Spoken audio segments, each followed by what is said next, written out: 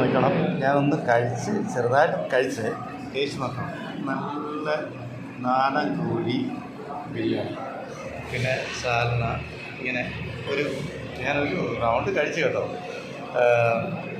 അങ്ങനെ നല്ല വെറൈറ്റി ആയിട്ടുള്ള നല്ല നാടൻ കോഴി ബിരിയാണി നല്ല അടിപൊളിയായിട്ട് കഴിച്ചിട്ടിരിക്കുന്നു. മട്ടൻ ബിരിയാണി ഓർഡർ ചെയ്തിട്ടില്ല, ഇതുവരെ എത്തിയിട്ടില്ല.